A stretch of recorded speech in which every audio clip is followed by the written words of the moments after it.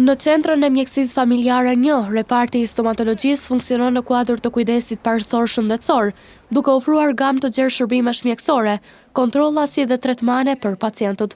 Doktoresha stomatologe Leonora Juniku u shpreh se përpos shërbimeve, në këtë institucion bëhen edhe intervenimet kirurgjikale.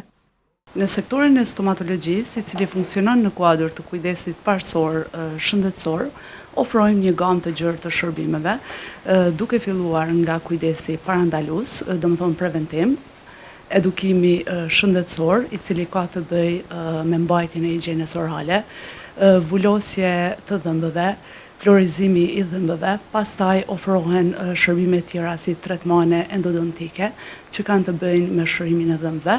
Përveç tyre, domethënë kemi edhe një varg intervenimesh dhe ndërhyrjesh kirurgjikale. Në këtë sektor funksionon edhe rentgenografia, domethënë e cila ka një rol të rëndësishëm për fotografimin e dhëmbëve në veçanti. Doktoresha Juniku, duke ndarë detaje rreth protetikës stomatologjike dhe punimit të protezave, u shpreh se të njëjtat punohen kryesisht për moshat e treta, por që përjashtim bëhet edhe për pacientët e tjerë që kanë nevojë për rehabilitim me proteza.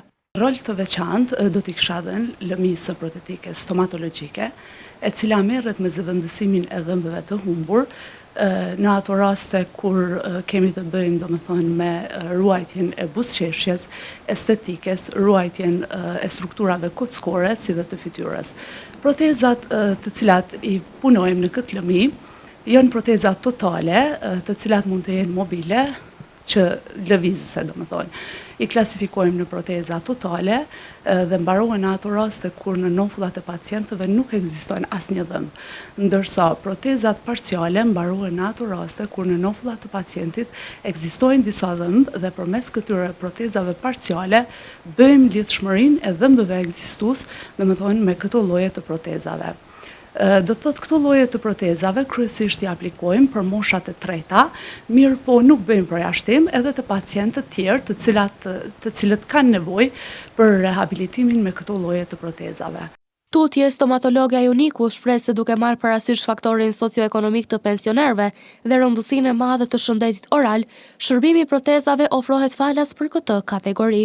Duke u nisur nga faktori socioekonomik i pensionerëve të komunës tonë, pastaj rëndësinë e shëndetit oral që ka kjo kategori e njerëzve, ne këtë shërbim e ofrojmë falas.